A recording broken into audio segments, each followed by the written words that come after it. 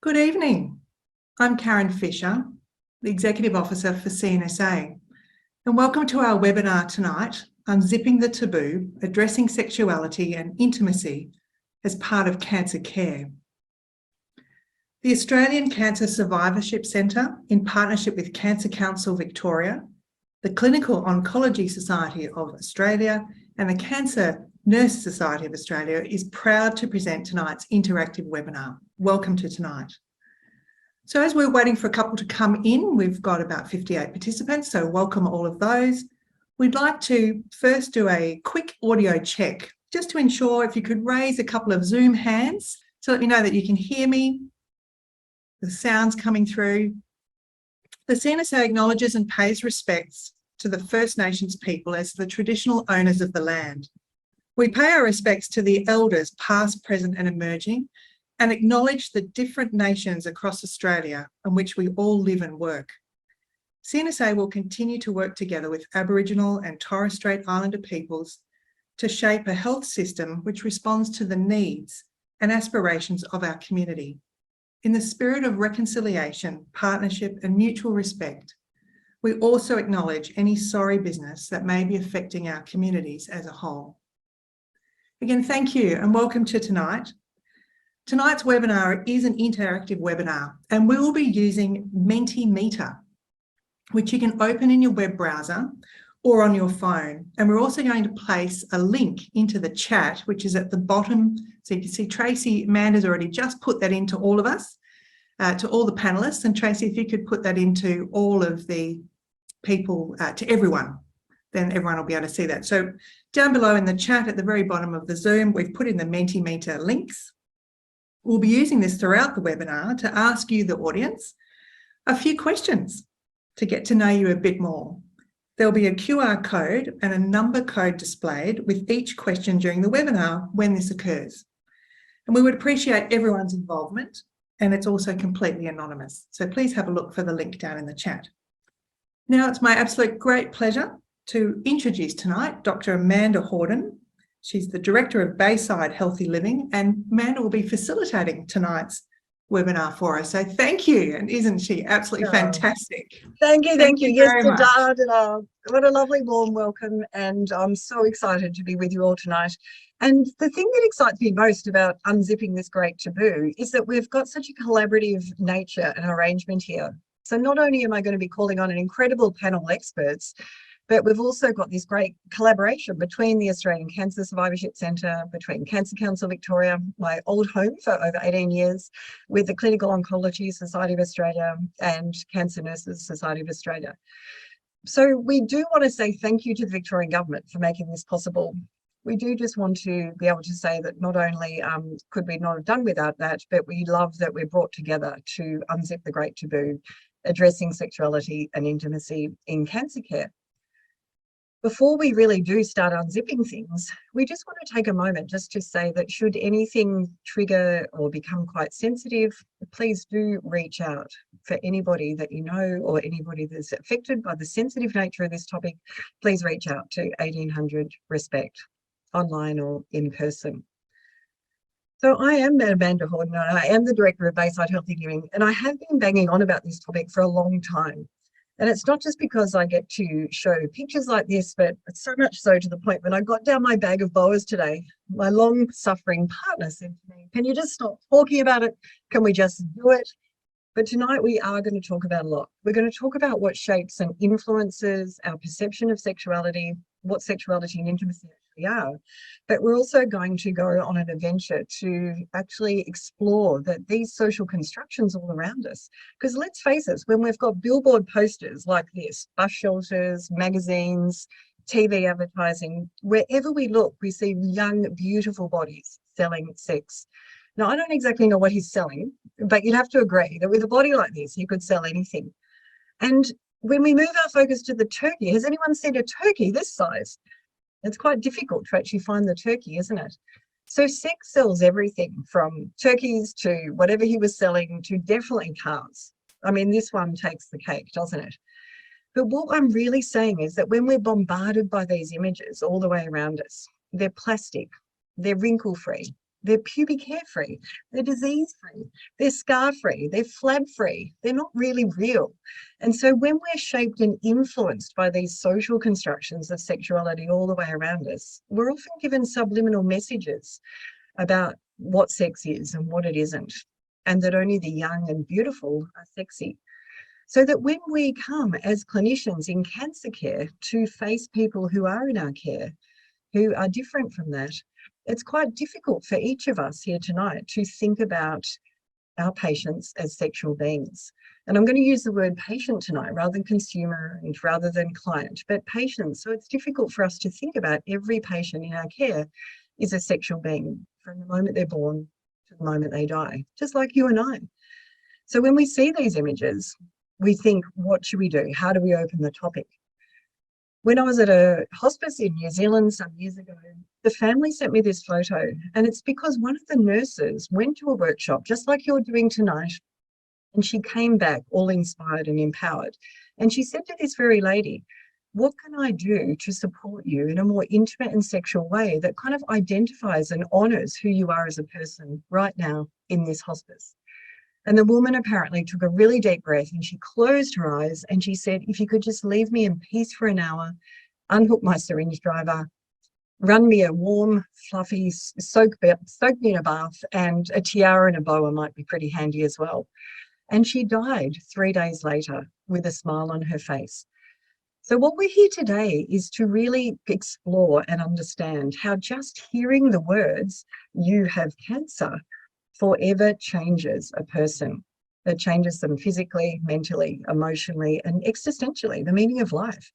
So we're here to understand what each of our role is in the cancer experience and the cancer supportive care role that we play to serve and to honour that, in particularly in relation to the LGBTQI plus community with cancer care, and to also recognise that whatever goes on in our head or whatever shapes and influences us all the way around us, that we've each and every one of us have unconscious biases.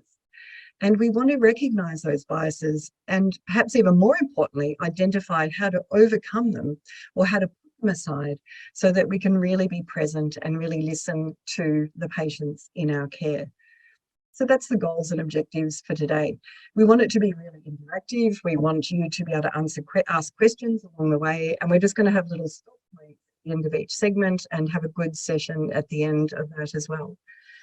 So what I'm going to do now is I'm going to introduce the fantastic panel of experts. I'm going to stop sharing this and I'm just going to welcome Eliza Bailey.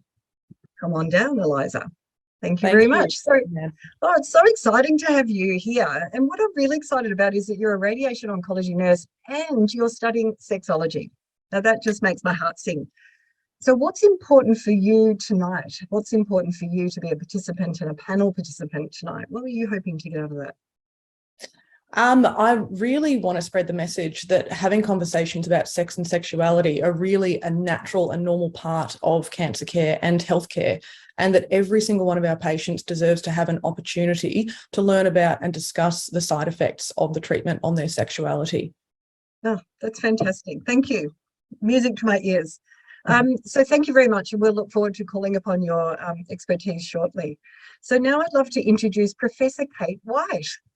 How wonderful to see you, Kate. And when you're coming, here you are, there you see her. And Kate, we've been banging on about this for 20 or 30 years between us. So wonderful to have you as part of this theme tonight. What is it that you're hoping to contribute or to share or to experience yourself? That's a really hard question. I think Eliza's answered part of my thing. Yes. Do you know what I'm particularly excited about? Like you, that there's nurses like Eliza who are taking that next step, recognising that it is an integral component. And I think that's really what it is. The more we talk about it, the more comfortable we are. And I guess what I'd really hope to get out of it is that people overcome their own personal hesitancy to broach it, that it's not about us as nurses, it's actually about the person that we're caring for. Yeah, beautifully said. Couldn't have said it better. So thank you, and we'll look forward to calling on your expertise and contribution shortly. So now, Dr. Rosalie Power, it's quite fantastic to have you. I'm so proud of your Australian Research Council grant that you've got, and your particular bent and angle on LGBTQI plus community support in cancer care. What is it that you're hoping to achieve, or the message you'd love to impart to all of our listeners here tonight? Thanks, Amanda, and it's wonderful to be here. For the past 4 years, I've been working on a research project with a really big collaboration of people. I'll talk to that in a little while. And so I really wanted to share insights that we've learned from LGBTQI people with cancer and their carers about the way that they navigate sexuality and intimacy. How wonderful. And I know every one of us in the forum, including myself, will have lots to learn and to experience through that. So thanks so much for your time and effort here tonight. Thank you. And Kevin Ancock, come on down. Where are you? Oh, there you are. I'm here. Lovely to meet you. Oh, so if it makes anyone else feel any better, I'm only just meeting some of these people myself, and it's so exciting to meet you and to know of your background and interest in the prostate cancer world, in continence and sexuality. What is it that you're hoping to share or explore or contribute? Thanks, Amanda, and thanks for having me here tonight.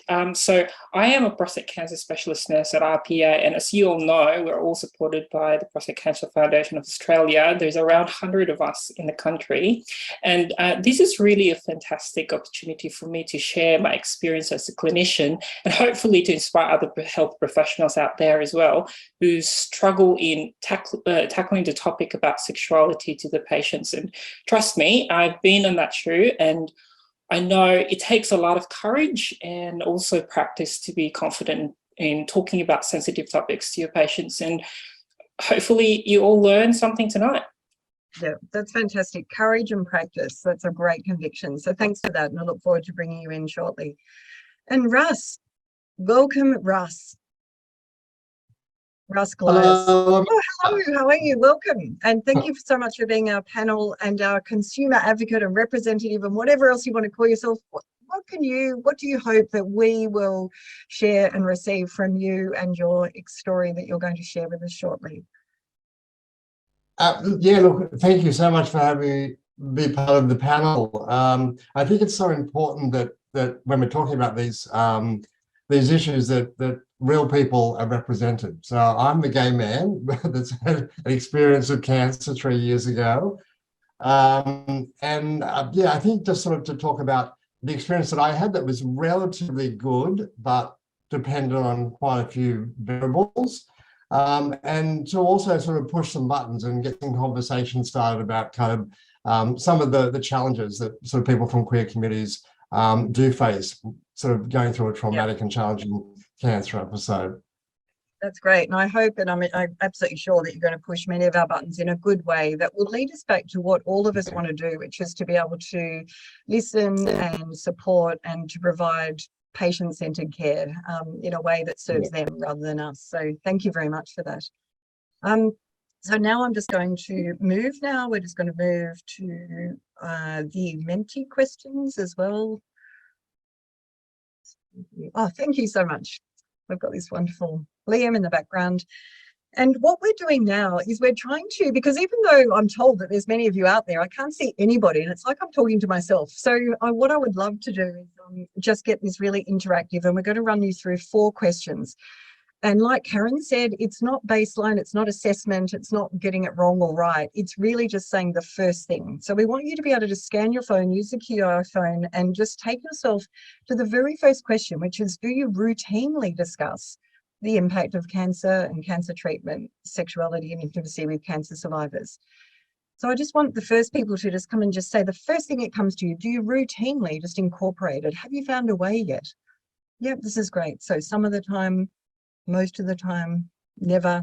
And I thank you very much for being honest with the person who said never or no, because like, Kevin just said, I was actually banned from sex education classes when I was in primary school, and I didn't even know how to say the word sex. So we have to kind of take the courage, and this is great. So yes, most of the time, some of the time, and some of the times a really good one, because it actually just allows you to think, what of the times that you're not doing it, are there things that we can learn here today? And so on to the next question now. Have there been times that you've actively avoided, and I can definitely put up my hand for that, in the past, actively avoided these discussions? Yep, all of the time, some of the time, occasionally, never. This is really good. And I feel like you're there when you're actually moving in and out like this, because this is what we're going to come to when we just look at ways of, recognizing those biases or blocks or assumptions that are coming up. Thank you very much. This is really exciting. And so the third, and before we get to the fourth question, the third question is just rating your current confidence in raising the topic. Yep, so low, moderate, some people are saying high, extremely high. Yeah, none. Great. This is really good just to know that we've got a whole range of people's expertise, and that this changes over time and place depending on who we're faced with as clinicians in cancer care. We know what we should be doing, but there are some things that will just trigger a response or just put our boundaries up. That's great. And now, how would you rate your current confidence in listening to the patient issues, what we call client-centered or patient-centered care, and referring to appropriate services? High, moderate, low, and sometimes it's just not knowing where to refer, or worrying about opening a can of worms, or worrying about putting your foot in it, but listening and referring to services. That's great. That's really, really helpful. Wonderful. So thank you very much. We really, really appreciate that. And now we're just going to move. So now that we've talked briefly about what we're going to cover here tonight, now that we've implored you to be interactive and you've risen to the occasion already, which we really appreciate, we've just very briefly mentioned, introduced our panelists, and we've just talked about just where we're all kind of idling at the moment. So now I'm just going to share the screen with Russ and bring Russ back to just allow us to hear just a very brief snapshot of his HPV-related cancer experience, what happened, the impact on his psychosexual life, but also, some things that we may be able to learn from that, the 3 moments in guilt and things, whatever else you'd like to tell us over the next 5 minutes, Russ. Thank you very much. Sure. Thanks, Amanda.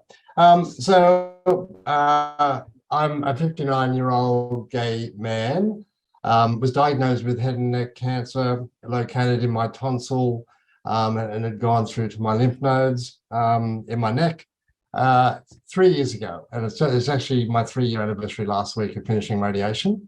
And I actually saw my specialist this morning, sort of one of my 6-month checkups, and everything's going well.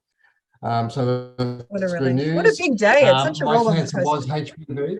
I know. It's interesting. Like I sort of think about going to the appointments, but when I get there, I think, oh, this is really significant, and it's really good to sort of feel the progress and it takes a long time. Like cancer takes a long time to heal from. And yeah, being someone that's very sort of active and wanting things to happen quickly, I've really had to learn to slow down and think about sort of the whole experience. But look, let me preface my chat with, I feel like I was very lucky for a lot of reasons to have my experience in Sydney, being very inner city and being at St. Vincent's Hospital, which is the hub of the queer world in Sydney. And probably half the staff of the hospital are gay or lesbian or trans. So how wonderful. Yeah, absolutely. But it's really important, I think, and I was always thinking about that privilege of being in an environment.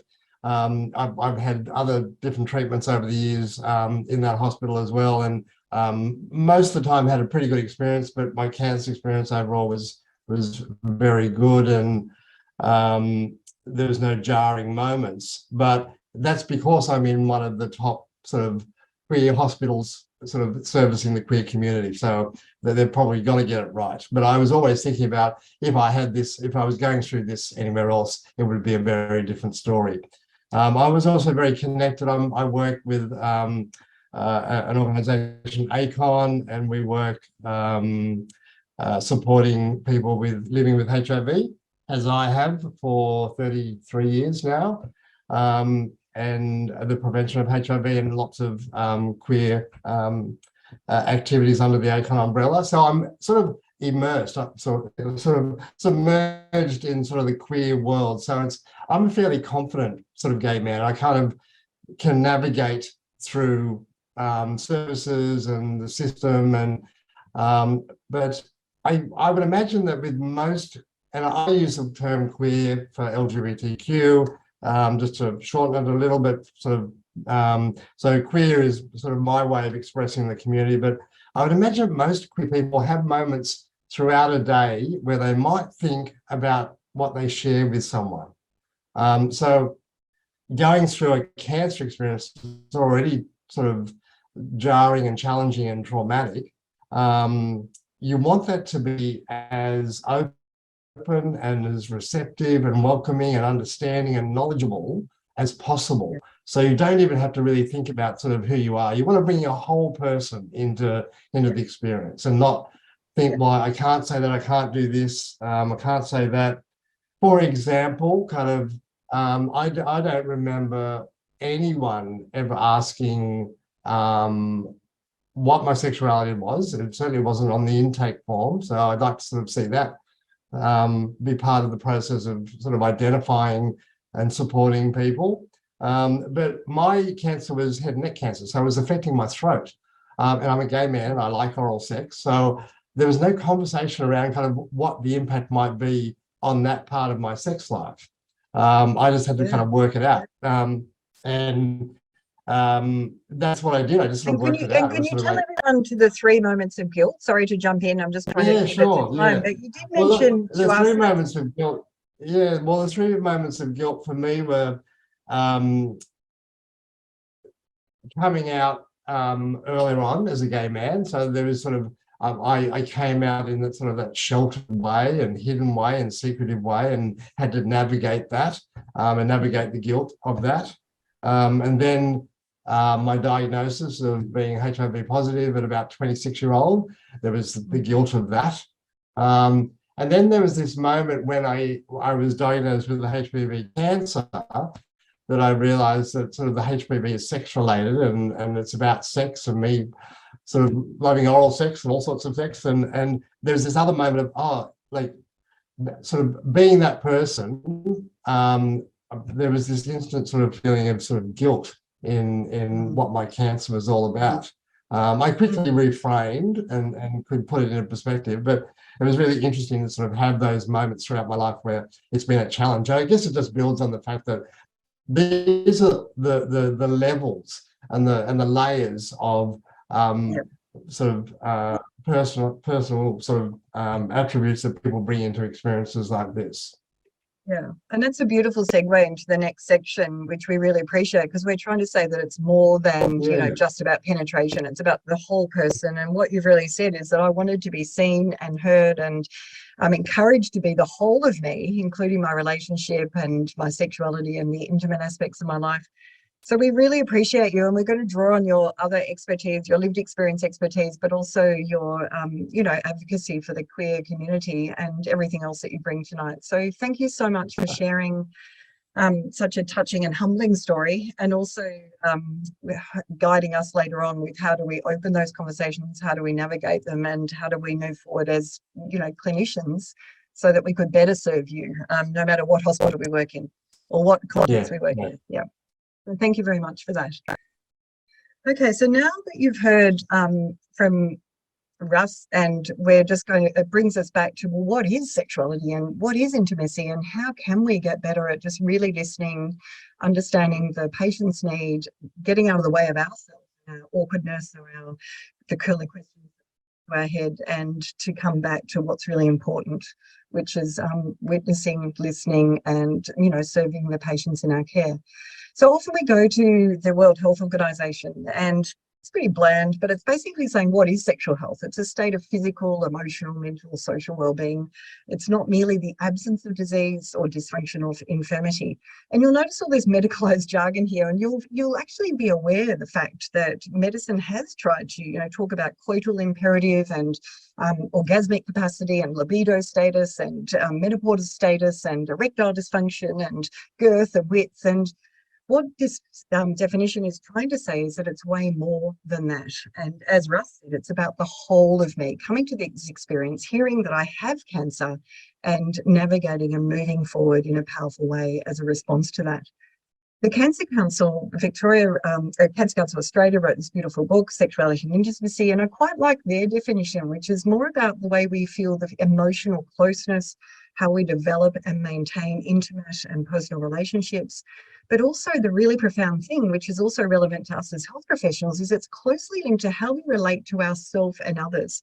So the way that we define the whole of ourselves is the way that we feel about ourselves on the inside, how we present our world to the outside. So it's way more than sex, way more than penetration. So when we think about sex, our first thought is, copulation, penetration, orgasmic capacity. This is what we're often trained to if we get any training in the medical industry. And what we're really hearing from Russ and what we hear from all the evidence and research is that it's about that every one of us has a different definition of sexuality, that it changes as we grow older, that it means different things to different people at different times of our life. And why is it important? Well, we've just heard from Russ so profoundly that it would have probably been really helpful to have input and assistance on how to support him and to move beyond guilt, which he found a way.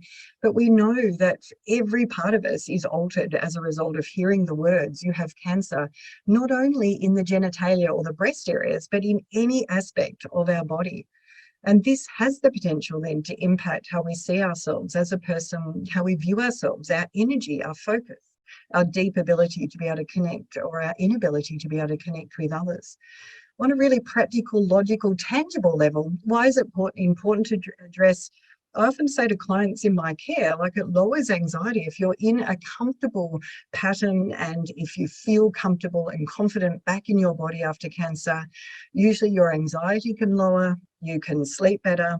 We know that when you really enjoy sexual experiences, it actually allows you to adapt to the new normal. And it's been purported that it's the sixth highest unmet need. So that's the thing that we're going to come back to. We know that when sex and intimacy is moving in a direction that serves you and that honours you as a patient, that we can have the capacity to renegotiate a relationship. There's beautiful work from Professor Jane Asher and Janet Pertz, who really explored what it means to actually, there was a group of 18 to 20% of people they've surveyed who did better after the cancer when they could renegotiate their relationship. What does renegotiation mean in a sexual way? They actually asked that question, which I love about these researchers, and it was about oral sex. It was about communicating. It was about mutual masturbation. It was about exploring erogenous zones and communicating. So even though you might not always feel comfortable to go into that detail, these are the kind of things that help people navigate from no thanks, never again, or it's not been addressed, to something better than that. So what we're going to do now is we're going to move to some of the myths or misconceptions that block us as clinicians, as people working in cancer care, from get in the way. They're like negative thought viruses that block us and get in the way from really hearing what the patient wants, understanding the type of information they're looking for, whether this is the right place, whether I'm the right person, whether I can refer them on, and how we can do that benchmark kind of opening the discussion, which is what most people struggle with when they first begin. So what we're going to do now is I'm just going to invite the panel of experts and work out, we're just going to tease this out, which is a little bit of time now to tease out what are some of the myths that come up in our practice that we may not be aware of, but like one doctor said, if they look anything like my parents, I'm not going to go there. I just zip it up and I don't go there. So I'm just going to call on Kate White again. Kate, failure to address the older needs, and you and I know the research, so when they say older, God forbid, it means anything above 60, anybody above 60, which is pretty close to me now. So failure to address sexual needs in older patients. When you're older, you don't have sex. What's your take on what you know and understand about this myth? Look, I think the research is actually really interesting in this space, because it actually, whilst we know as we age that there are parts of our body that doesn't function as well, what the studies actually show us is that people are sexually active well into their 70s and early 80s. And when I say sexually active, I actually mean that they are maintaining a physical relationship that's not just about having sex once a year. It's much more than that. I think there are a number of things that we really need to be challenged by. And I think one thing is it can make us think a little bit about, it's like acknowledging my parents have sex. Well, come on, we're health professionals, we've got to move on from that. Yeah. But I think if we can't use age as a barrier, and age should not be a barrier either direction. So, whether you're dealing with that's a good point. or whether you're Younger dealing or with very old, Yeah. never assume. And it's really just about asking the question. And if you don't want to Yeah. ask about sex, ask about intimate relationships. Yeah. Find the And that's language. gonna- Yeah, and we're going to come back to your beautiful language on that, how we might do that. But thank you very much, because you've touched on the topic that often, even as we age and things wither and change, we can sometimes be more sensually aroused in different ways than in the more traditional ways. So thank you.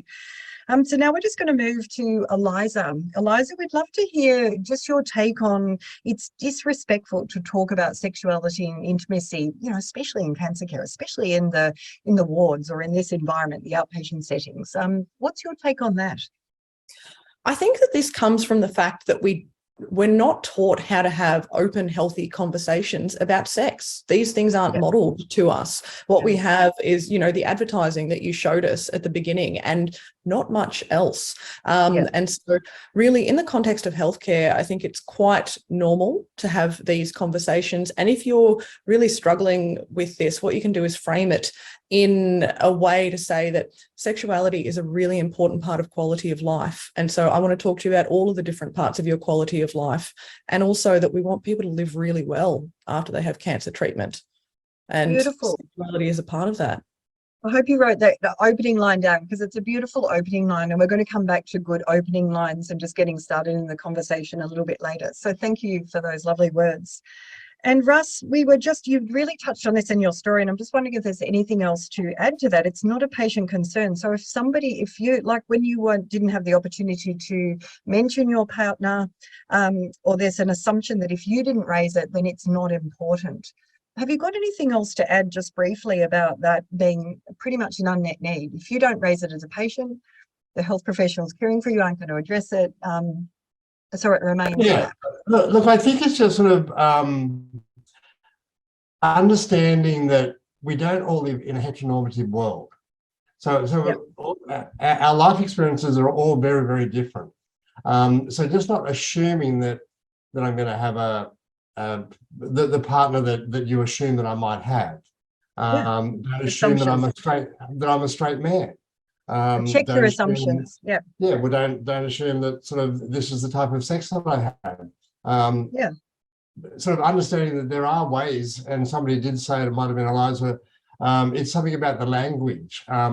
Sort of just finding the language that suits you to be able to communicate with people. So I think it's just those assumptions of not getting the all the time. Yeah, that's great. And we may be able to, when we get to the next topic, one of the last topics about what kind of language did resonate with you, even though you're in that fantastic environment, there may have been a line, or it may have been a person, or it may have been the timing, but just to think about what made it easier for you to have a better than the average kind of experience. But thank you for that. So now I'm just this is funny, this is a myth that came up in my PhD on sexuality. You can't talk about sexuality and intimacy to Muslims. And one of the beautiful doctors that I interviewed, he said, when I see them reading the Quran in the waiting room, I just say, we're not going there. And that was the time of 9/11 and all that kind of thing. But just opening to the panelists, like just specific cultures. And is there anything that we can say that we haven't said yet? Just about acknowledging that this is a myth. We can't speak about sexuality and intimacy to people who are older if they don't raise it, if it's disrespectful, or if they're Muslim or some other culture that we're not comfortable with. Does anyone want to take that?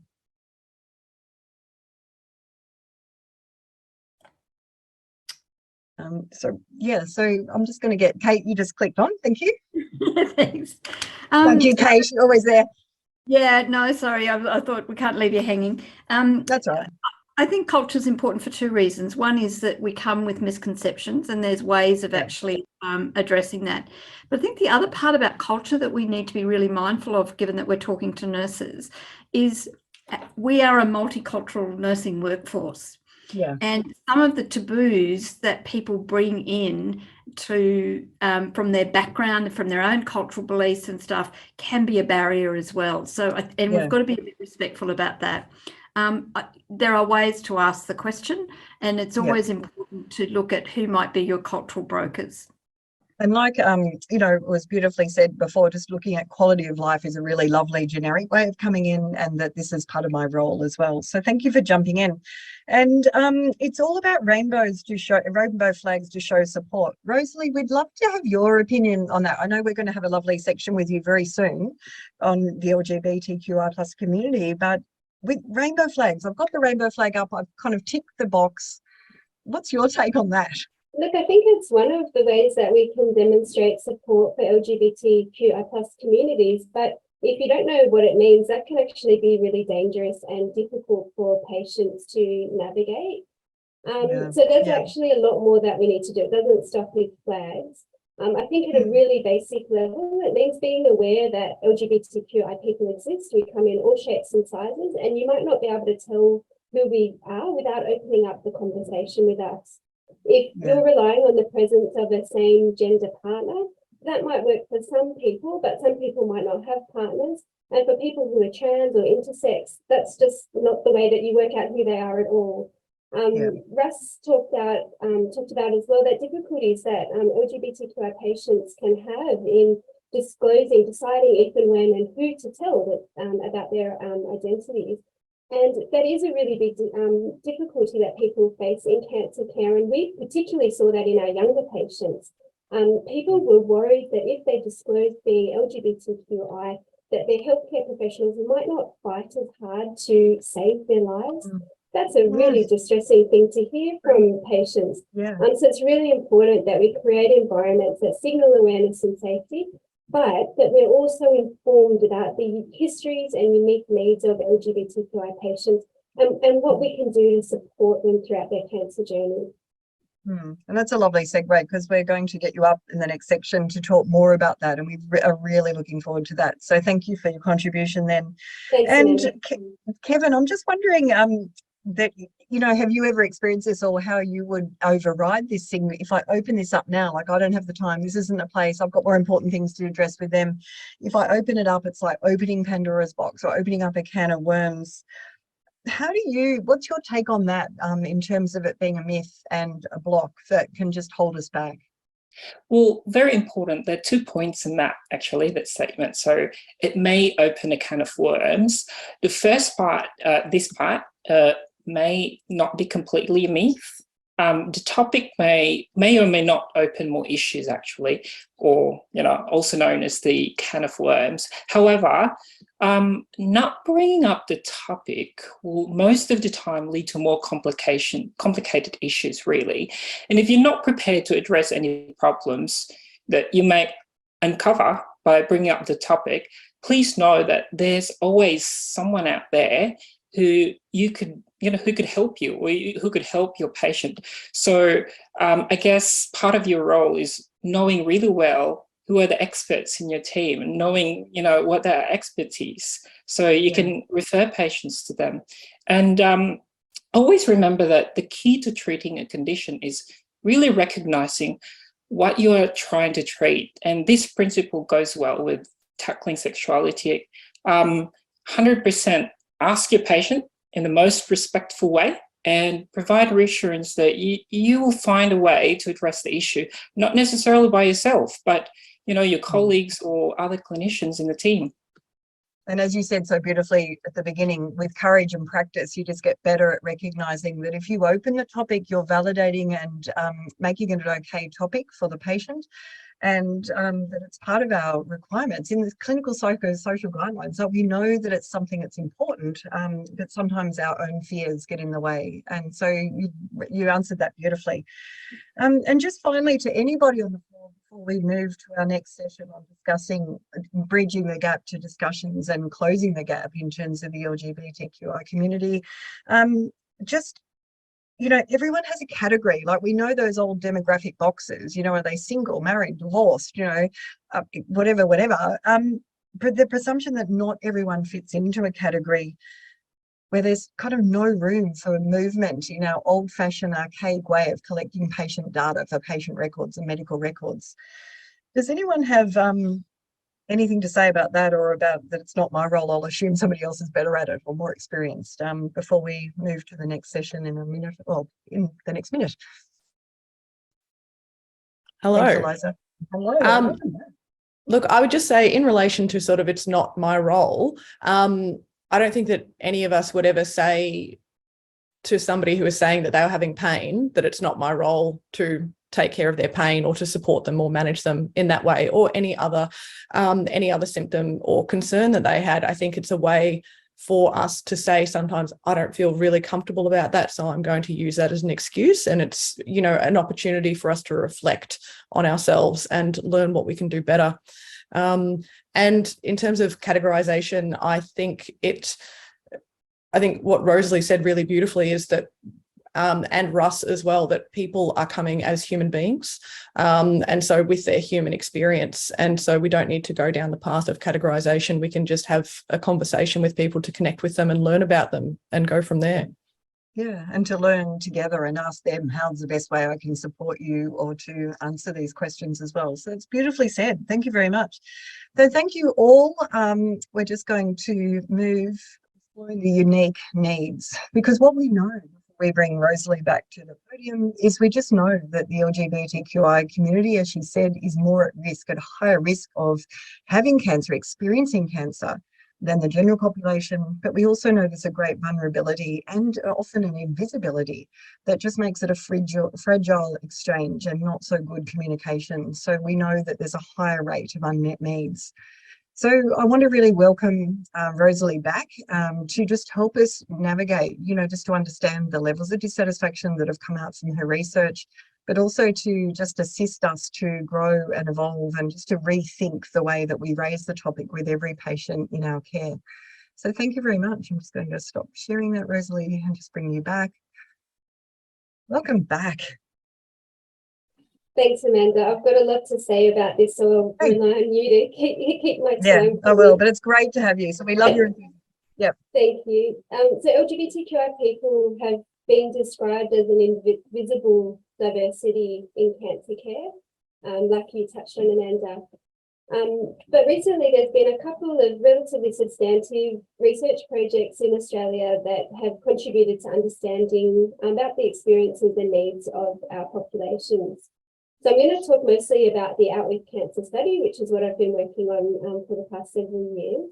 But before I do, preceding that research was a pilot research study with gay and bisexual men with prostate cancer. So I thought I might just tell you a bit about that research and those findings, because it relates to our topic really nicely.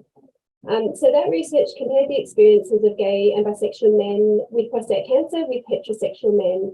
And what it found was higher levels of sexual concerns among gay and bisexual men, and that the meaning and significance of those concerns were different for gay and bisexual men. So for many people, the loss of erection and loss of ability to ejaculate was actually a threat to gay identity. What it meant to be gay was suddenly very different. Men told us that being sexually active had been a fundamental part of that identity. And when that was suddenly removed from them, it sort of threw some people into a spin of trying to work out, well, how am I and how do I engage in my community? People also talked about feelings of sexual disqualification. So that the loss of sexual functioning resulted in them feeling excluded from the sexual community that was central to their lives. People also told us about other concerns, so things like leaking urine when ejaculating, pain or loss of sensitivity during receptive anal sex, non-ejaculatory orgasms, and reduced penis size. So things like this that really had a substantial impact on the ways that men saw themselves and the ways that they navigated relationships. What was interesting as well, though, is that gay and bisexual men compared to heterosexual men had higher sexual functioning and sexual confidence. And so they were more likely to try assisted aids and seek sexual information. Unfortunately, there's not a lot of sexual information out there for gay and bisexual men. Now, Prostate Cancer Foundation has some great resources that are available now, but there's a bit of a gap in terms of that information.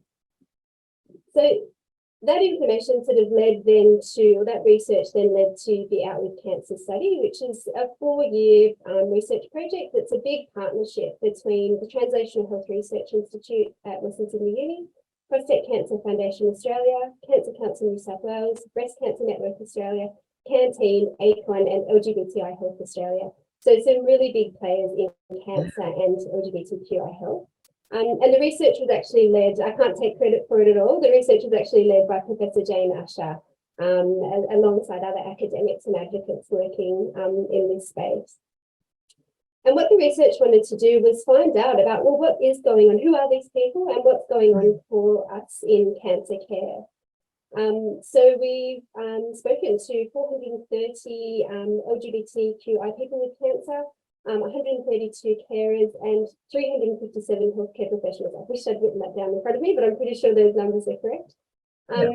One of the largest studies internationally to look across cancer and LGBTQI groups. So there's lots of aspects of cancer survivorship and care that we ask people about. So I'll focus specifically on sexuality and intimacy. We're early on in our analysis of that, but what we're seeing is that people have a whole range of sexual concerns. So things like low libido, difficulty orgasming, vaginal dryness, pain, difficulties with erection and ejaculation. Now, some of these issues will be common also across cisgender and heterosexual populations too. What's standing out for us at the moment is that information about these concerns and sexuality and intimacy more broadly is very cis heteronormative, and it's really, really difficult for LGBTQI patients to get helpful information or advice. Participants told us that there's a big assumption that they're in monogamous relationships and having penile vaginal intercourse, and that when it comes to talking about safe sex, that just means using a condom.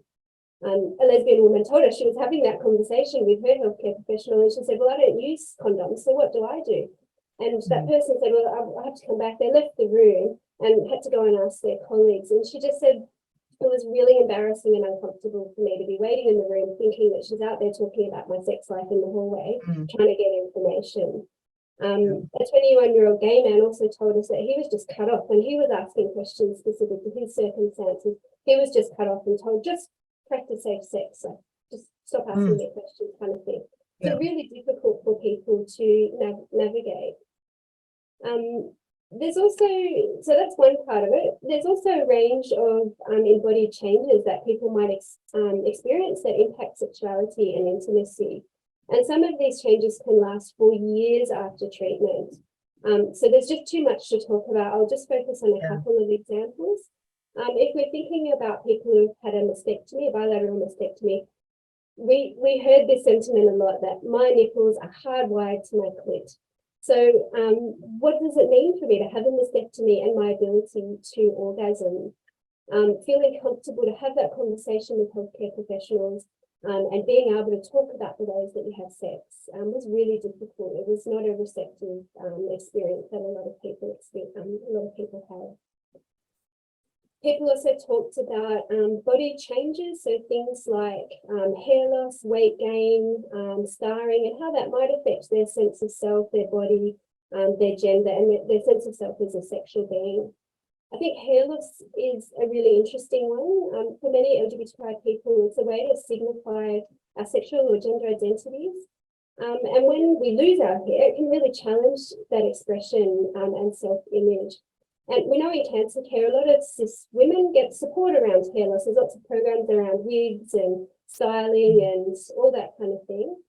But let's think about trans men for a minute. For many trans men, having facial hair is really quite important to that expression of gender. So when that hair is lost, there's really just no support. There's nobody to talk to about that. And that can have a real impact on the way a person sees themselves, the way they express themselves, and also in their relationships, depending on how they're able to navigate those issues. People might also need to stop using gender affirmation, hormone therapies as part of gender affirmation therapies for trans people or people within sex variations who are on hormone therapies. So these are really challenging experiences to navigate that the participants told us just weren't addressed very well for them in cancer care. Now, we also spoke to healthcare professionals, and we wanted to understand from their perspective, well, what's it like for you in providing care and what's going on? Why are there all these gaps? And healthcare professionals told us that they're really wanting to work with LGBTQI patients, but that they're lacking confidence and they don't have the knowledge and resources to provide care that's LGBTQI competent, safe, and inclusive. What was really interesting is when we broke down some of the responses, we found that confidence was highest working with lesbian, gay, and bisexual patients, but lower with trans and intersex patients. So it's a real reminder that whilst there may be similarities, we're often grouped under the same LGBTQI banner. We can be really different. We have really different experiences, different histories, and different needs. And so we need healthcare professionals to be informed and educated about the different ways that cancer affects us, and particularly when it comes to things like sexuality and intimacy. That's fantastic. And that's just a perfect segue, because I was just going to invite Russ, whether there's anything that you'd like to add to that experience now. And then we were just going to work out with Kate just to summarize this section before we move to the discussions of the unconscious bias, because this is all about biases and assumptions and blocks and limiting beliefs, but sometimes just lack of information and fear.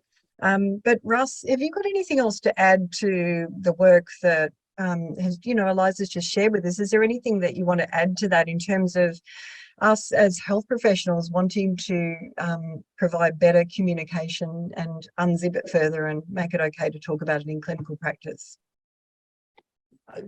Look, I think Leslie's sort of said everything so beautifully. I think it's really just about sort of educating staff, improving, kind of empowering them, improving kind of every base that's allowed to them to sort of understand our worlds too. It's like better understanding of patients.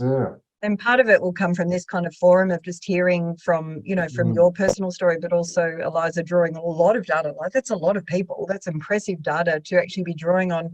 And I'm wondering, Kate, whether just to kind of round off this section, whether you've just got any experience in, I know you and I have done lots of teaching and training of health professionals about sexuality, but just to find the language that will make it more consistent, so that, more comfortable and confident for the health professional, whether it's a nurse or allied health person working in this area. Is there anything else for you to add? Like, we know lack of knowledge. We know that we've heard that it's the trans and the intersex that, makes us feel a little bit more vulnerable ourselves as health professionals. Is there anything that we can add just to make it all right, going back, to language? I have to say, I'd have to check in on something. What I normally say it's really important is that we use the correct terms. So we're talking about vaginas and penises, for example, because we are communicating as a health professional.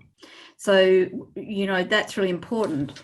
Now, I have to say that I would probably check in with someone who might be trans about what they would feel comfortable with. Because I just don't have that exposure. And I think that's the important thing is framing around why we're asking about this, what they're comfortable with first. Are they comfortable having the conversation with you? But also in having that conversation, I would normally be talking about penises and vaginas and breasts and all the rest of it. Is that language comfortable with you? How would you like me, if we're having this conversation, what sort of language or what sort of terminology? And then, as I sometimes find with teenagers, they come out with a whole list of terms, and I have to say, you're going to have to explain that to me. I don't get it. And we'll just, even though I'm busting to bring Eliza into the language as well, what they teach her in sociology and sexology, but I'll actually, I love what you just said, and I think it's a really good segue into just moving to the unconscious biases that we're just moving to now, where we're just going to start to talk about what this really means, because we're saying the word, but what does it really mean? So I'm just going to share the slide and just talk about that unconscious biases. They're they're blocks that, or known as implicit biases by researchers, but in counselling we think of them as limiting beliefs or just blockages beneath the surface or things that get in our way. And so they're often, all of us, every one of us who are listening here today, even hearing the stories and the wisdom that we're hearing, we filter it and distort it through our own world. We only really know our lived experience. So as this slide so beautifully says, that our age, our gender, our identity, our physical abilities, religion. I mean, I can't tell you how many people come to navigate sexuality after cancer to me, but they go back to what they were told was good or bad or dirty or naughty. And they need to release those blocks from childhood and parental kind of characteristics. So we all hold unconscious beliefs, and it's really recognizing that they exist, working out what makes us kind of just feel that we're getting in the way of this conversation. And I remember a line at the Cancer Council, I used to train the helpline nurses, you know, that's a really good question. It's beyond my expertise, but just let me know a little bit more about the language you want me to use, or would you want me to seek some more information on that? So it's just working out that even if you can't provide the answer, when the blocks are there, that you've got a responsibility to move forward as well. So what I thought we'd do now is we will call on this part of the forum. Sorry. And we're just going to start thinking about, so what are we talking about? And just over here, I know that in the preparation, we're linked to a Harvard bias test that you may have had the opportunity to do, to just start thinking about how may I be getting in the way of these patient-centered or quality of life discussions about sexuality and intimacy. So I'm just going to I'm going to stop the slides now, bring back the whole panel, and we're just going to work out, you know, how do we take this further so we get out of the way of the blocks and recognize them, and then just be really present and listen actively and refer on when required. So whether or not you have had a chance to do the Harvard bias test, maybe that would be something you might want to follow up, because it's a really interesting way of just assessing what may come up for you as biases. But just over to you, Kevin, if that's right. How do biases kind of alter our perceptions and behaviours and interactions in decision making? Like, this is, you've been kind of dobbed in for this question, but how would you respond to that very big question in just a few moments? Yeah, very interesting and very controversial as well. But you know, there's this researcher that I found. Her name is Robin DeAngelo. I don't know if you know her, but she's a professor at the University of Washington, and she's done a lot of work on race, privilege, and education. And she once said, I don't believe that it's humanly possible to be free of bias. And I totally agree on that. But as clinicians, we need to recognize that bias, whether conscious or unconscious, affects how we view a person or a situation, and it distorts a clinical judgment at times. And this can manifest nonverbal behaviors. For example, you may not look at a patient in the eyes, or you avoid sitting next or close to them just because he or she has a certain skin color or belongs to a particular race. It is well documented in literature as well. And in clinical practice, for example, there are reports where clinicians withhold or avoid prescribing certain medication because of the stereotype that, you know, say, for example, Black men have low intellectual capacity, which may impact on safe use of the medication. Or say, for example, there's another study where clinicians were withholding pain medication just because of the thought that Black patients don't feel as much pain as the white people, or, you know, they're usually associated with drug-seeking behaviour. Now, we know that these prejudices are not right and not fair for the patient, and it impacts negatively on the treatment outcome, really. So we all have them. We all understand that they're there. And then what, I'm just going to put it to Russ now, just what does it take? What would you want, and what would you want for the, you know, the cancer community, all the community, to just be able to recognise that if we can step aside and actively listen, hear what the question is, and seek, you know, support on how to get the answer. What are the potential consequences of when unconscious biases that affect the experience and outcome when that isn't done? So if you're not listening, if you're too worried about the assumption that you've got, what are the potential consequences? Look, in part of my life, I run an aging program for the older LGBTQ community. So I often bang on and will continue to bang on about ageism. And I think someone's age can be sort of an unconscious bias for professionals thinking, oh, they're too old. It's not really going to matter. They're not going to use that penis again, or that vagina again, or those breasts, or whatever it is. Yeah. So yeah, I would sort of say age could be a really strong. That's an everyday bias, isn't it? Yeah. And well, it's an everyday one, but it's probably one of the ones that is not as strongly sort of identified as all the other isms. I think. And in your team, before we move it to, so in moving forward from that bias, have you got any experience when you do work in that arena of working with the older, you know, serving the needs of the older people, that how ways to incorporate or include that you've learned that we can just add to the repertoire of people before we move to the discussion and taking action bit? But just anything that you just know, like, you know, there's one lady who said, oh, it was over years ago, love, but thanks for asking. You know, like, just, it isn't embarrassment. You're not going to put your foot in it. What have you learned? So in regards to advising a professional or from the community? Just, well, both. Just thinking about health professionals, what they could, if we're all here listening as health professionals. I guess for older queer people, and Rosie sort of might back me up on this, it's really important to remember that older queer people have a very different historical lived experience.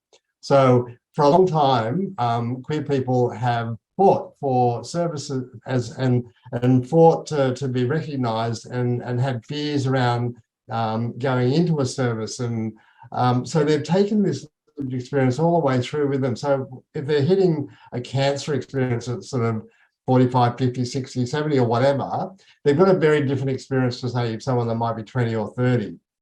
And that's really significant in that they're less likely to perhaps bring their whole selves in, and less likely to sort of be probably proactive or aggressive with sort of getting the best care that they can.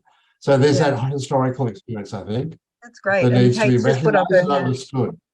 Yeah, well said. So thank you. And Kate, we'd love to hear your contribution to this. I just wanted to add something. When we think about myths and misconceptions, is that if someone's single, you know, we often assume that it's only for, you know, sex is only if you're partnered.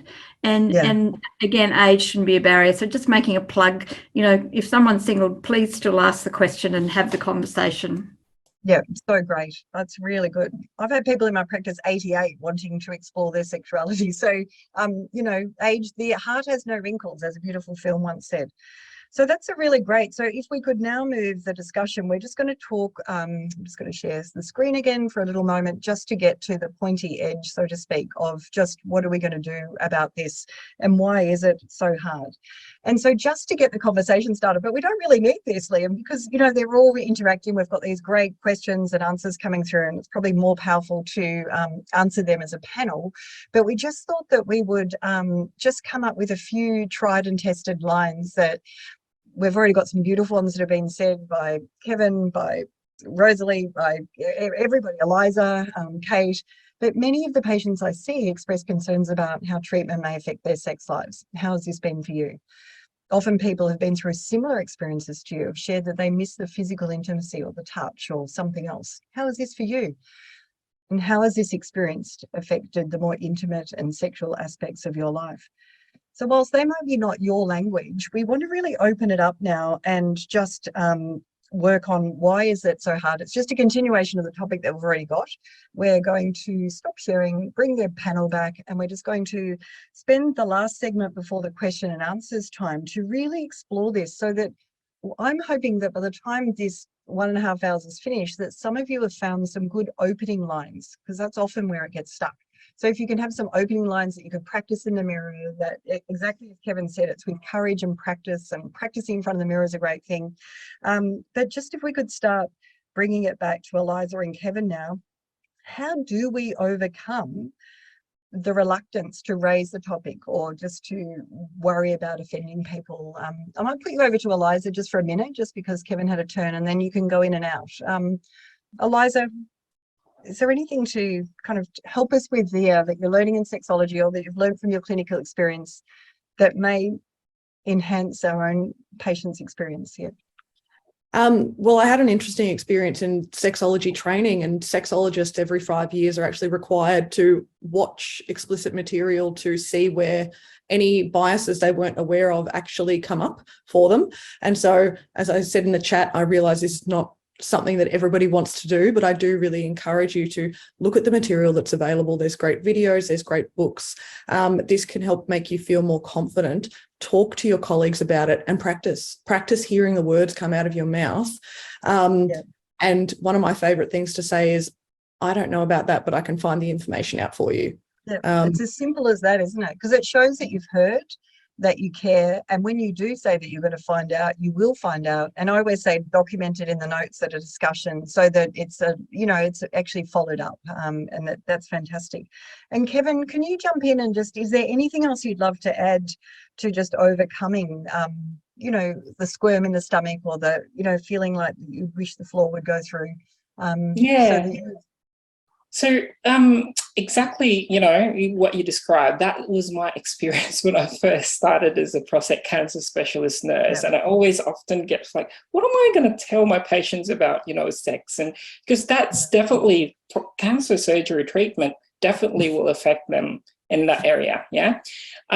I struggled as well in this area during my earlier years. And for me, how I improved my confidence was really arming myself with the basic knowledge and knowing the individual expertise of my team, as I mentioned earlier.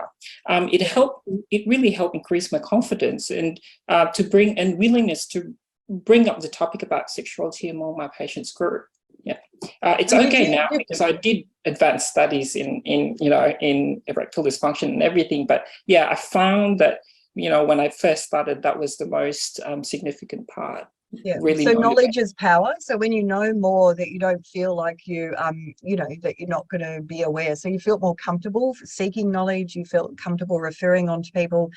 Does anyone in the panel, did you start to just work out how we can create the comfortable kind of space? Russ, I've just got a visual of the beautiful hospital that you were treated in, just saying how wonderful it sounded. But what was it about the space, other than just the staff members? What is it about the environment, or the safe place to be the right person at the right time in the right way, and to get the needs that you wanted? Do you have anything to say? It means everything. I am so incredibly grateful to have not been put in that position, that I felt uncomfortable or challenged, or not being able to come in as my whole self. It's such how was that provided? How was it provided? I know it's a basic question, but was it the manner? I think there was an ease with the staff. They dealt with lots of sort of queer people going through cancer, so they were probably more aware of it. I do remember one woman that wasn't, who was in the team that was a bit jarring, but I think it's the environment of sort of just knowing that if you had to say something, it was going to be received and held and answered. And certainly not, somebody said earlier on that was a bit triggering, oh, I don't understand that, will you explain that to me? That's just the worst. For someone to have to explain something to a doctor, it's better to sort of say what Eliza just said, and if I don't know that, I'll find someone that does, or get the information.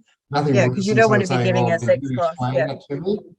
And Rosalie, thank you so much. And Rosalie, was there anything in your research that came up with explicit, like comfortable open lines, or just evidence-based practice examples of how to approach the topic? I think what we found is it starts actually well before you're going to have the conversation. So it's about creating healthcare environments that are culturally safe and inclusive for LGBTQI patients. You need to establish that foundation and relationship before we're going to open up and talk about these more intimate parts of our lives. Now, having said that, we did have a group of participants who tended to be older lesbians who would come into healthcare with an intentional, with an intention to disclose and to be open about their relationship status, and to be upfront, because they weren't going to be pushed back on or silenced about these issues. But many other people don't come into healthcare with that intention. And so we need the environment to be safe. There's many different ways that we can do that. So asking about and using a patient's correct pronouns, acknowledging and including LGBTQI partners and chosen family in care, having referral pathways to LGBTQI information and support, and like we picked up at the very beginning, having visual cues if you are educated and informed on these issues. So they're just a few examples. And Russ just said in a message, I want to see myself included in the resources and so it's not only creating the space and the comfort of the health professionals, but there are sometimes cues, like I know even working in clinical hospices, even in advanced care, they've made rooms that were sensuality rooms, and they just allowed people to have boas and oils, and they wouldn't go in if there was a no disturb on the door. So it's just making it okay for whatever was going on, giving people space and place to explore themselves or be comfortable with themselves or a partner. Is there anything, if we open it to the whole team now, because this is before we go to our general questions and answers, which we can go to earlier if you want, but is there anything else to say? We've talked about unconscious biases. We talked about sometimes just not knowing how to begin, and just that ability to be able to say, look, it's a really good question, I'm going to find out for you. We've also talked about just, when it's beyond our clinical expertise, but a lot of people just want to know that it's okay to raise the topic, that it's just as important as my prognosis and my, treatment. And like somebody said, we talk about bowels in front of bosses, and we talk about, nausea and vomiting. It's just an extension of the whole of person and the quality of life. So is there anything else for us to add before we go to the general list of questions, which I'm sure we've got plenty of, but just while we're in this taking action, taking the first step, practicing, overcoming our own fears, getting out of the way of ourselves and being patient-centered in our communication?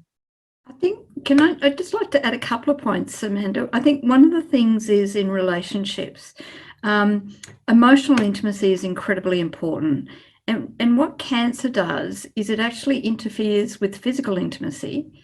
And without physical intimacy, you start to lose emotional intimacy. And so it's a bit of a cycle. And I often use that when I'm talking to someone about why we're doing it. I think, and we've been doing this work with the day therapy nurses about how do you have this conversation, which is around there are side effects associated with this treatment. This is what might happen. So we know that it impacts your certain areas of your sexual function or your intimate relationships is a term I use. That's what's comfortable for me. And then would you like to know more about that now? Okay, not today.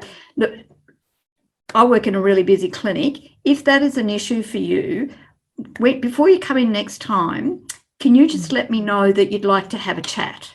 And I then create the space. I don't use that language with them, but how to create space to say, I'm the person you can talk to about this. And if it's the problem, when you're coming in, just whiz me an email, or how does something, whatever works for you, to say, Kate, I need to have that chat.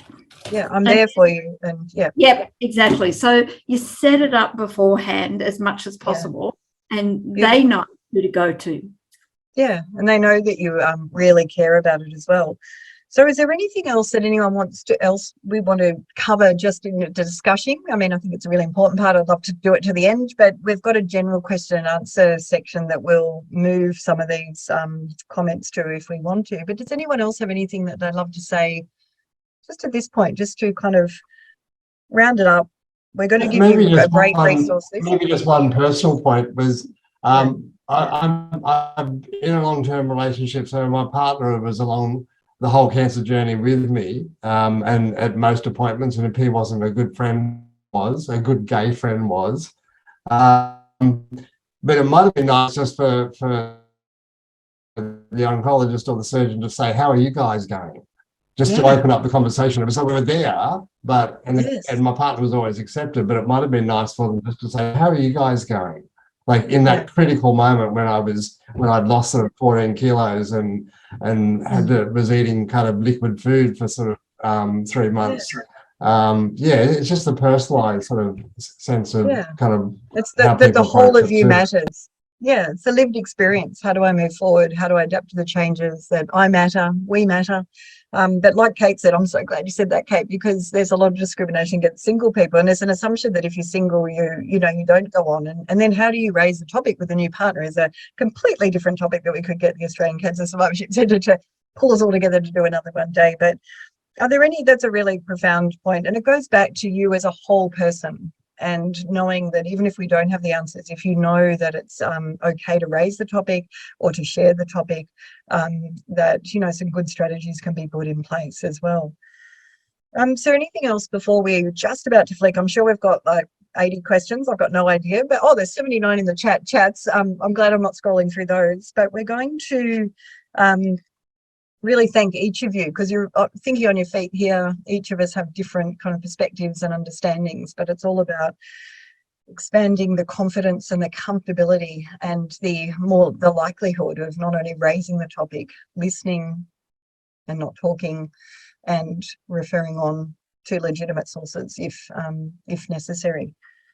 So what we're going to do now is we're just going to move to the question and answer section, and I'm not quite sure how we're going to do this, if we've got any advice, but just if somebody could, I know Nicole and Tracy were collecting questions. Not sure, how There's some great answers in the chat. I have to great. say. Oh, see, I haven't been able to do chat. Very well-informed group. Oh, I love it. Oh, I love that. So no questions and answers yet. Okay. So how do you go about addressing this with significant others? Okay, so there was a lovely question that came before the forum started. It's a really good question. How do you go about addressing this if significant others are in the room? So it's about that environment and safe space again. And there was another question about what if somebody is a younger person with cancer and there are parents who are in the way. So maybe we can just start with, how do you go about, so Kate's put the question out and said, I'm here if you want to talk. The person says, I'm ready on email. They have this whole entourage that arrives, not that we have that anymore with COVID. What do you do, Kate? Like, what would you do, or what would you advise all of us as clinicians to do to just clear the space and listen? I even though I'm going to assume that they've had that conversation and there's a reason why they've both turned up, I would still confirm with the person that they're happy to have the conversation. It's the right time. Yeah, is this the right time? Am I the right person? Not a quick conversation. Does the partner actually know that that's what the patient's going to be bringing up? You've got to check in on that stuff, so you're prepared. And then I would take it step by step. So tell me what's been happening, what sort of impact has that been, and I would be checking in with both of them. What's that been like for you? What's that been like for you? What would you like it to be? Yeah. What sort of help would you like? And it kind of depends on the nature of the problem. Sometimes you can give really practical advice. Other times it's like, this is a concern, it's impacting you. It would be really nice if you were, would agree to refer, to seeing someone who might be more specialist. And I think that's an important point. There are some of us who have a real vested interest as nurses in this area, like Eliza. We're not asking everyone to be sex therapists or sexologists. This is really about raising the question, creating a space, listening to the problem, and then identifying and know the language to make a referral, to get someone to accept a referral. Yeah. And Eliza, it would be great to just get your opinion on just the fact, following on from exactly what Kate just said, that just knowing that it's okay in a good place and a safe place to raise the topic. Is there anything else that you want to add on? Because a lot of people just want to know that it's okay to speak when you're ready and how you're ready. There's a little message there from Tracy or Nicole about sex aids and sex toys, which I'd love to talk about, but got a room for them. But Eliza, back to you. What would you, just in navigating the clinical space, you've got this perfect interface between sexology and cancer care. What could you give us as everyday practitioners to open the conversation, to make it a routine part of practice, and to allow us to, provide the kind of care or the information that they're asking for? I want to make patients feel as comfortable as possible, particularly with with a conversation that could be confronting to them. And so I like to normalize it and say a lot of other patients want to know about this, just as we had, you know, in our openers just before. And I think it helps people feel more comfortable, because if it has been on their mind, then they know it's not just them. If it hasn't, they know that it's something that other people want to learn about as well. And just sort of lead on from there and say that if they're, depending upon what stage of treatment they're at as well, if somebody's at the beginning of acute treatment, I also acknowledge that this might not be something that is directly on your mind at the moment, but later on down the track, it might be something that you would like to talk about. When you're feeling better, this might be a bigger point of importance in your life. And I always do the conversation with people about sexuality with the patient alone as well. So I ask partners and whomever else to leave the room and then initiate the conversation. And if they want to bring whoever they've got with them back into the room, then we can continue the conversation with them. Or depending upon how they guide me, then I will do the conversation with them alone, purely because I don't have an understanding of their relationship dynamic. And I want to give them the space to talk about personal things with me if that's what they need in that moment. That's very helpful as well. And it's often a good way of just starting one-on-one, and that's sometimes less scary when we're just starting out in this space. And also I'm happy that you endorse the lines that we put up, that, you know, from my experience on many patients, I used to tell white lies and say many of my patients or many people I've known, I never knew it, but I knew in research that these have been problems or issues.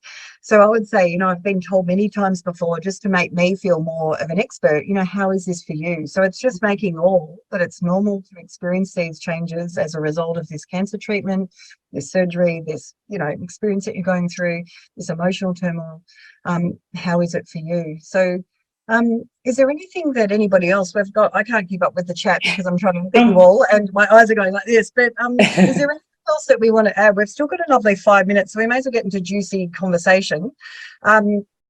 Just about, oh no, we haven't, we've got to summarize. Oh yeah, okay, we're nearly there. Well, I'm right on time actually. Can I just jump in for a minute? Yeah. So one of the things, you know, like I think if you know your patient cohort and you know what is likely to be a problem, what are the physiological changes of the treatments that we're giving, then we can come in and say this is a consequence of treatment. And one of the things we talked about the chemotherapy nurses is take the attention off your face, and if you've got an aid, and I know this sounds crazy, but a diagram, some different lubricants to say, look, you might experience some vaginal dryness. I've got some samples of lubricants here and I want to show them to you. So then it becomes still clinical, but it's not like you're sitting there staring at each other and people are trying to, you know, navigate how we get through that. I find that kind of really useful. And I think that's great because there's a response from somebody regionally that it's hard to get access to these resources. But somebody mentioned passion fruit, the sensuality boutique. I didn't know anything about lubrications. And so I interviewed Michelle over the phone, and then finally I went in, but you don't have to go in, the owner, Michelle Temminghoff, to find out. And so in my book, Sex and Cancer, I've got a whole grid of what's the difference between silicone and oil-based and water and hybrid. And when do you use one in the shower? And when do you use it with a vibrator? And when do you use it with a dildo? And how do you wash it? And how do you clean it? I didn't know any of that, but it's just trying to find the information in the right way and then summarizing it so that I've got kind of like a standard tool, which I'm happy to share with people. And it's based on, you know, Michelle's wonderful wisdom, but just to make it easy so that, like Kate says, you've got something to talk around and give samples out if you can. They often provide samples as well. Often companies give me samples to hand out so that you've got something to hand out, or giving them some, you know, get them off the olive oil and the coconut and think there may be better ways to do this as well. Get the kitchen out of the bedroom is what I say. Oh, that's what I say. That's my line. You must have stolen it. Anyway, so we'll get back to, because I think, is there anything else, just a final comment from each person? I'd love to keep it going because we're really into the banter of just moving forward, practical strategies, because our whole focus was on, you know, knowing that sexuality is more than penetration, that, you know, cancer and intimacy and cancer and sexuality are chained from the minute you hear the word you have cancer, because we were just directing the objectives at unconscious biases and opening the conversation. We didn't have a block to look at dildos and toys and ways of just resensitizing and reclaiming your body when you're stuck in your head of fear. So maybe that's something on the evaluation that you can ask for more practical strategies, because that's what I find. People want to know practical strategies as well. So is there just one last comment before we just go, and we're going to do share screen, and we're just going to do 4 questions where you just give us your answer again. But just before that, is there any last take home message from our wonderful panelists who have been so interactive and so inspiring? Is there anyone, Kevin, I don't want to put anyone on the spot because I know what that's like, but well, yeah, I agree with the rest of the panelists, really. I believe that, you know, normalising the topic makes it easier to start the conversation about sexuality with your cancer patients. And this gives you the chance as well to dig deeper on issues that you may uncover. So you can provide appropriate interventions, really. You can, and I highly recommend that you incorporate it in your routine consultation agenda. So in my practice, for example, especially during the first meeting, I always go through the overview before I start the consultation process, and I say, this is what we're going to talk about today. And that will give them a chance really to think about what are the things that I'm going to disclose to this person. And that will give you the opportunity to connect as well as clinician and patient. Yeah. Beautiful. So you prepare them, a bit like Kate saying, no, if you want to send me some information, send it. So thank you for that. Anybody else just want to have a take-home message for all of us? And the good thing about Kevin and I both say we used to quiver at the thought of raising it, but, you know, with practice and courage and just overcoming, we can become more patient-centred in our communication. Anything else? Oh, sorry, Eliza, go ahead. I'll just say very quickly, don't wait for the right time, make the time right. Beautiful. I like that. Yeah. That we don't need to be experts, but we do need to be respectful. And so that is about broaching the topic, but also considering our patients who are LGBTQI plus, you know, that we, even if we don't understand, we try and we support and we learn. Yeah, fantastic. Just to build on Eliza's comment was to create environments where people can just bring their whole self in. Yeah, that's fantastic. The whole self is such an important thing, and that piggybacks to Eliza's quality of life, and Kevin's just saying, you know, and encourages the absence of fear. It's just knowing that something's more important than the fear, and if we can just put our patients as more important than our fear, then we may override those kind of fear-based signals.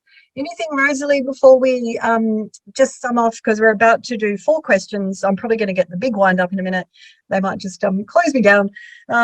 Anything else to say? Absolutely. I was mindful that Kate was trying to get in, but I'll put my 2 cents in first and then hand over. I just wanted to say that, well, there's lots of ways to get off, and relationships come in all shapes and sizes. So please don't leave LGBTQI people out. And just to say thank you as well for the opportunity to really highlight experiences and needs in this seminar. I know there's lots of needs in this space, and so it's really wonderful to be able to talk about our communities. And also that I know that it'll be sent around, but there's lots of really great resources that are coming out at the moment around sexuality and intimacy and cancer more broadly, around LGBTQI plus issues and fantastic. Cancer. And thanks to your guidance and the guidance of the whole panel, we've got a fantastic resource list that's going to be sent to you. So I want to thank each and every one of you, Kevin, Eliza, Russ, Kate, and Rosalie, just for your time, your expertise, your input, being put on the spot, and for being wound up very fast. And we really appreciate you being here today. So now I'm just going to share the screen, and we're just going to do a few final, just very quick, thank you, Liam. So we're just going to do a quick, after the webinar, how do you rate your confidence level in raising the topic? We'd love to just know that there's been some change or some thought and openness. Just see, yeah, wonderful. Oh, extremely high. Oh, I like that. Did we see that before? So just opening the topic can sometimes make it easier and more comfortable. And what we're talking about today is just what the kind of lived experience that patients can have as well. That's fantastic to hear that. And how do you rate your confidence level in listening to patient issue and referring on to appropriate services? Oh, my heart's singing. That's wonderful. And just even being here tonight, being curious, being open, listening to the webinar and all of the banter that's going on will somehow just change your view of the world and how intimacy and sexuality are affected after cancer. What's the one thing that you would change in your own practice in approaching a conversation of sexuality and intimacy? Great question.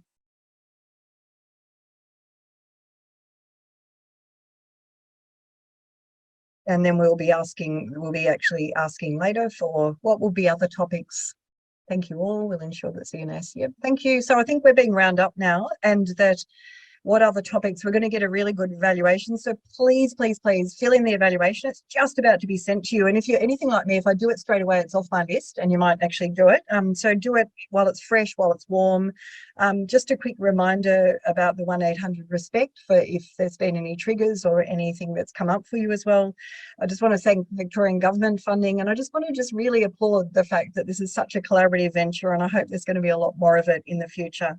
Thank you all for your time and for your curiosity and for your desire to change the lived experience of people with cancer and raise the profile of intimacy and sexuality after cancer.